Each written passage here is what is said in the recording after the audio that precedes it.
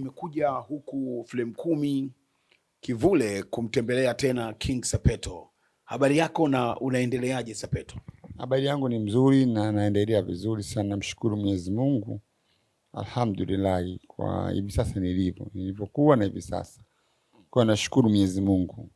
Kuna baadhi ya watu wanataka kujua ulikuwa ukisumbuliwa na nini haswa mpaka ukakaa hospitali kwa muda mrefu. Nini kilitokea? Kwanza kabisa ningependa kutoa shukrani kwa serikali ya Jamhuri ya Muungano ya Tanzania ya Mama Samia na waziri wake Mheshimiwa Mchengerwa, katibu mkuu wa Wizara ya Afya Magembe au Sobon, kwa msaada wao. Kwanza pia la pili pia nashukuru Global TV ya Watanzania, TV ya watu. Walikuja kunifanyia interview mara ya kwanza baada ya kuona kama miaka mitatu nipo kitandani sina msaada wowote. Unaona bwana, wakaja kunifanyia interview. Kwa bahati nzuri Mheshimiwa Rais wa Jamhuri ya Muungano, mama mwenye huruma yake, mama mwenye utu, mama mwenye jicho ya kuona watu maskini kama sisi tusiyekuwa na kitu, na kuweza kujitolea kwa moyo wake ambaye ameguswa. Yeye najua amewekeza sana katika Wizara ya Afya na katika afya ya binadamu. Kweli mimi naamini msemo wake, kazi na utu ni kazi na utu.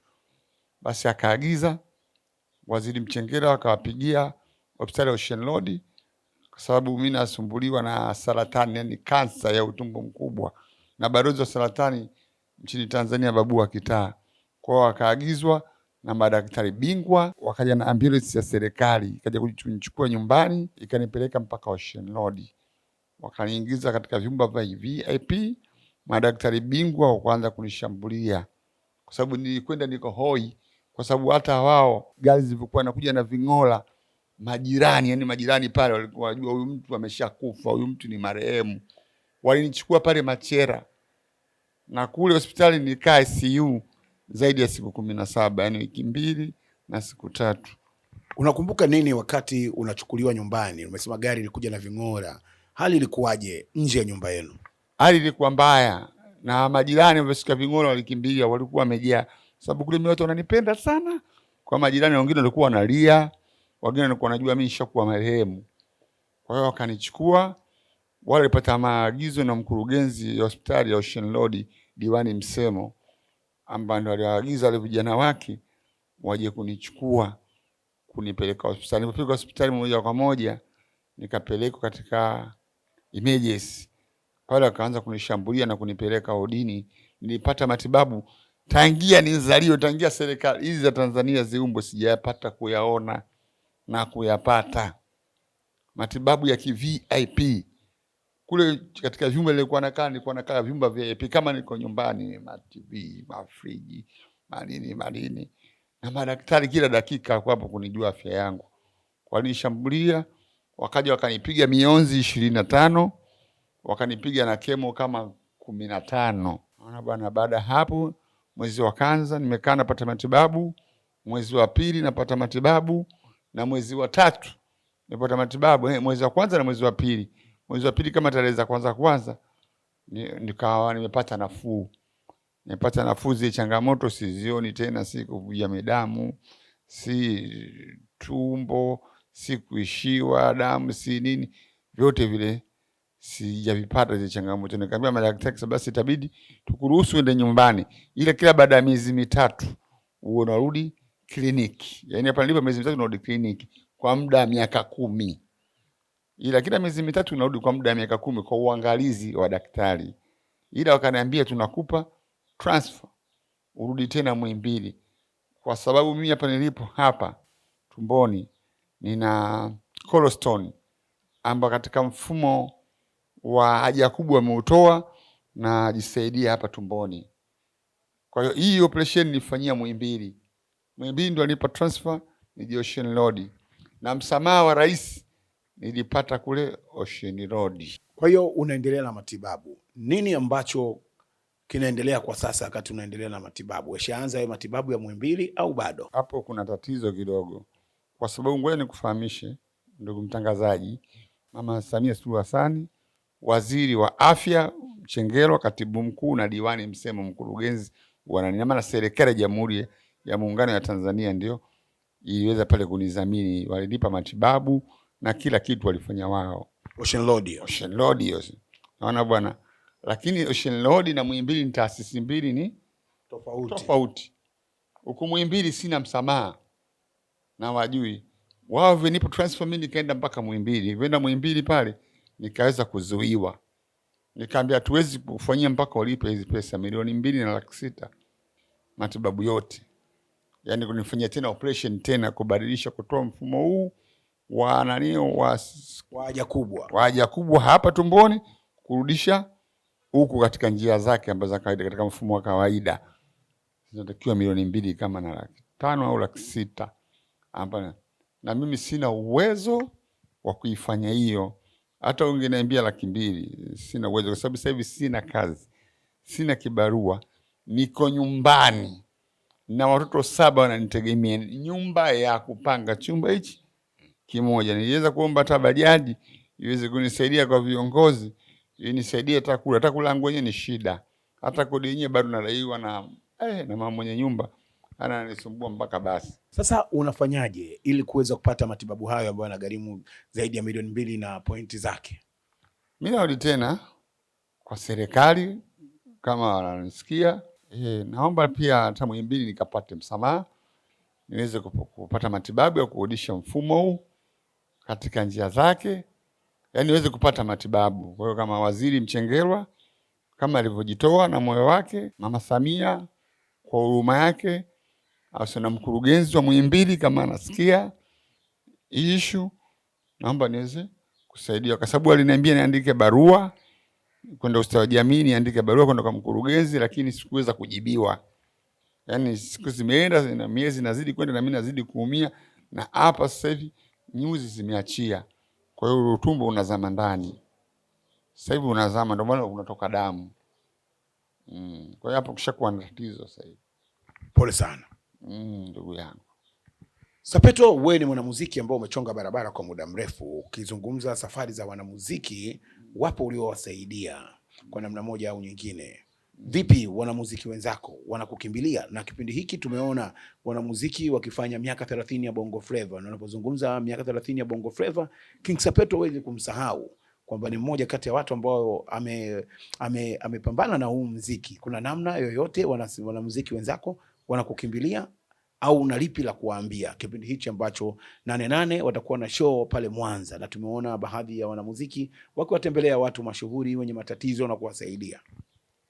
Mimi kwanza, kuna baadhi ya wasanii hawa wamegawanyika. Kuna wananisaidia, nimewasaidia wengi, sio wasanii tu, nimewasaidia watoto wa kike mamisi, nimewasaidia wasanii, nimesaidia bendi za muziki wa dance, taarabu na nini, lakini wasanii wananisaidia wachache, na pia ningependa kuwashukuru hao wasanii ambao wanaweza kunisaidia kama vile Juma Nature, Inspector Haruna, Prince Dully Sexy, Mlisho Mpoto, Mama Adija Omar Kopa. Yeye ndo ananisaidia na anakuja hospitali. Adija Kopa anakuja na ujumbe wake mpaka Ocean Road, na hata kule nilipata matatizo kule nyumbani, mambo ya kifamilia, mambo ya nyumba, yeye anakuja huwa sometime analipa hizo kodi.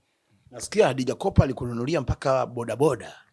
Kuna ukweli? Adija Kopa, kuna wengine hataki kutajwa hapo yani, lakini Adija Kopa mimi kanifanyia mambo mengi. Pia namshukuru na Zuchu pia kwa kuweza kunifanyia. Adija Kopa ameweza kunipatia huo usafiri, kunipatia pesa, nikaweza kununua huo usafiri ambao nautumia sasa hivi, na nilikuwa nikimwambia shida yangu yoyote, anajua bado mgonjwa, kuna vipimo nitajiwa pesa, basi Mama Adija Omar Kopa anatoa hizo pesa za kwenda kunitibia. Wewe ni mmoja kati ya watu ambao umesupport sana bendi. Vipi kuhusiana na Mfalme Mzee Yusuf? Mfalme Mzee Yusuf anajitoa sana, ila siwezi kumzungumzia sana. Kwa itifaki hapo zimezingatiwa. Sasa itifaki zimezingatiwa na maana gani? Bendi yake inajitoa na pia nina show na amenipa bendi nifanye kiingilio ninachokipata kile kiweze kunisaidia kukwizi maisha yangu. Kwa hiyo msaada ambao Mzee Yusuf anautoa kwako kama fadhila ya kazi ambayo umefanya naye kipindi ambapo uko imara kiafya, mwingi sana, hauna kifani wala uhesabiki, na sina hata cha kumlipa yule baba. Kwa kweli ana moyo sana, na Mwenyezi Mungu atambariki, kwa sababu hizi ni sadaka, ni baraka. Baraka sio mpaka upate pesa, kuwasaidia yatima, wagonjwa, wajane, kutoa misaada msikitini, kanisani, zote hizo Mungu anakupa baraka Kwa hiyo hata Mwenyezi Mungu naye, kwa sababu dini anaijua, anajua hii inavyomsaidia huyu bwana ni baraka kwa Mwenyezi Mungu, kwa sababu mimi nahitaji maalum. Mimi nahitaji, wapo matajiri akina Rugumi, akina nani. Wapo watu wanaanza kaguswa, akina Steve Nyerere, akina Mwijaku, akina nani.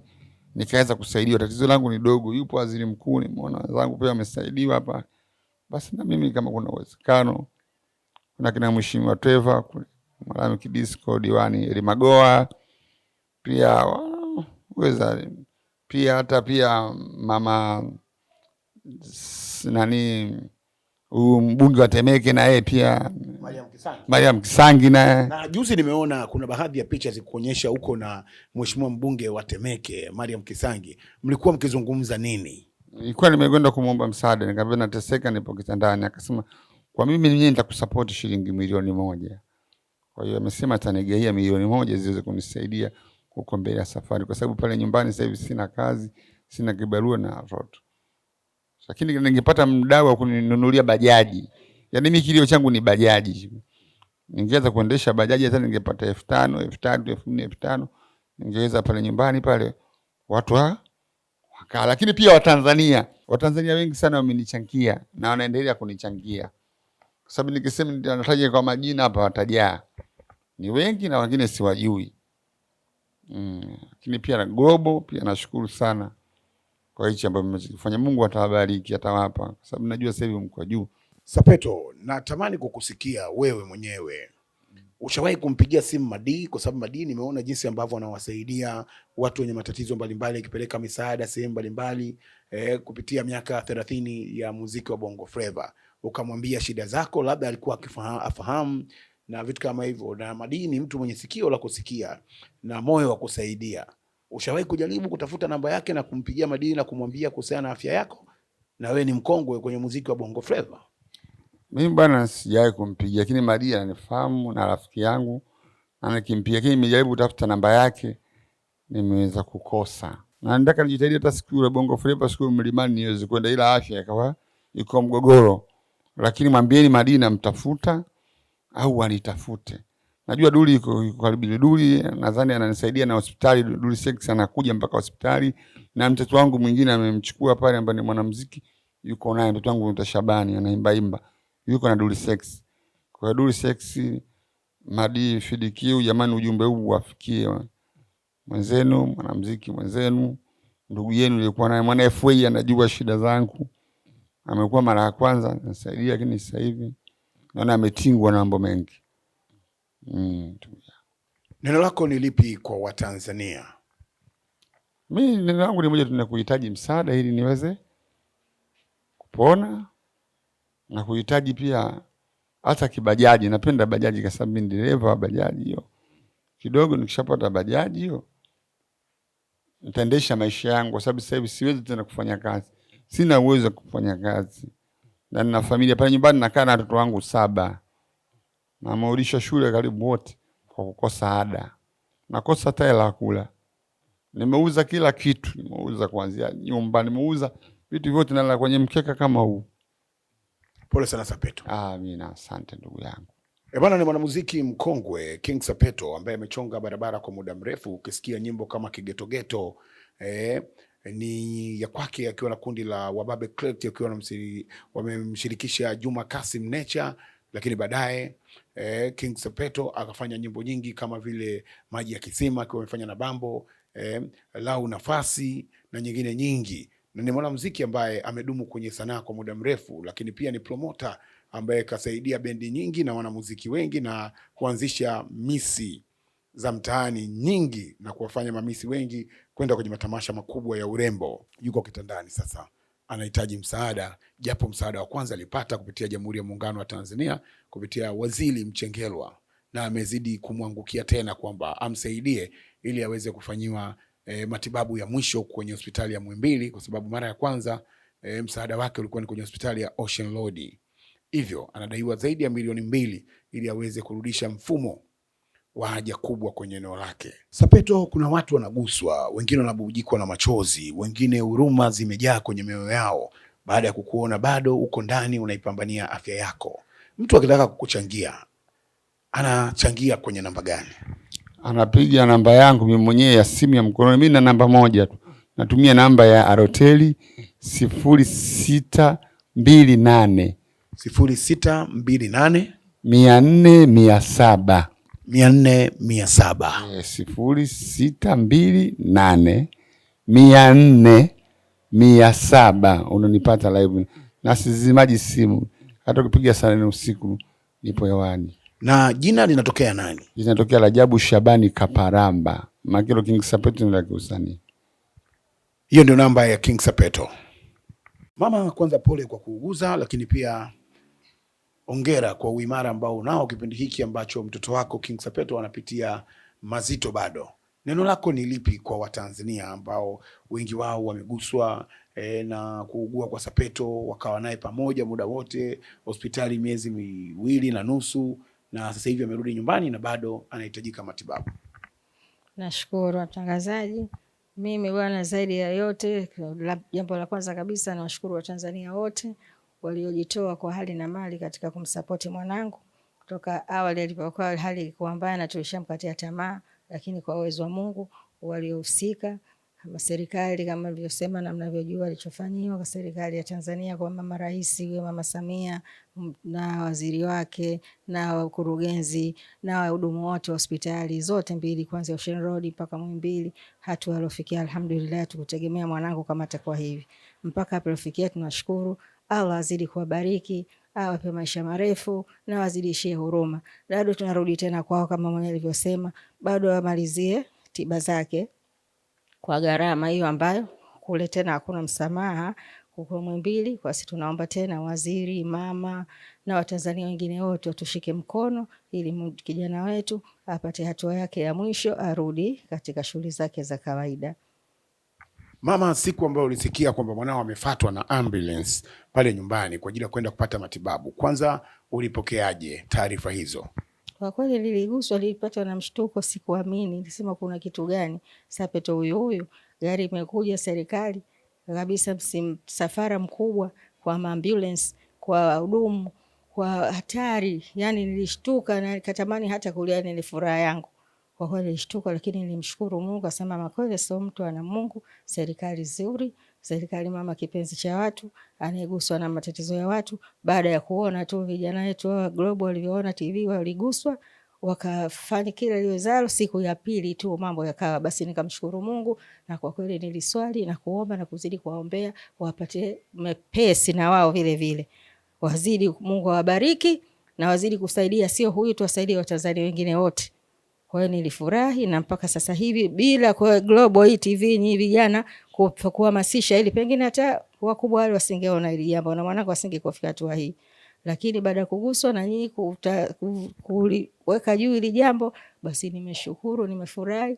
Nashukuru mpaka sasa najua mwanangu uzima upo, kwa sababu hakuwa hivi. Mkitizama picha alizokuwa nazo zamani Sapeto mpaka kimona hivi, yani hapa alipo amepona, namuona kama hata mpira anaweza kucheza.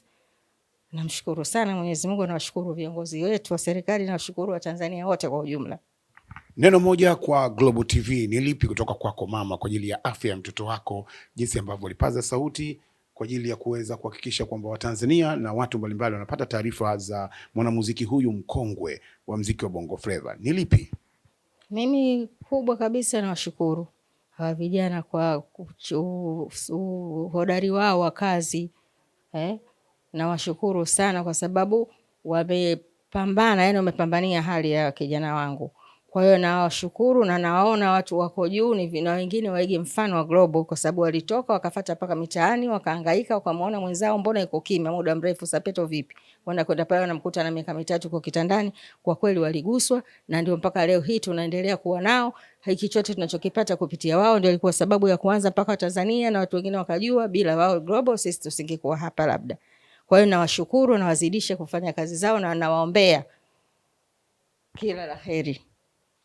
Ni mama mzazi wa King Sapeto akiongea yake ya moyoni na kuishukuru Global TV kwa kuweza kupaza sauti kuhusiana na afya ya mwanamuziki mkongwe wa Bongo Flava anayefahamika kwa jina la King Sapeto, ambaye alitamba na nyimbo ya Kigetogeto, Maji ya Kisima pamoja na Lau Nafasi aliyofanya na mzee Kasim Mapili enzi zake.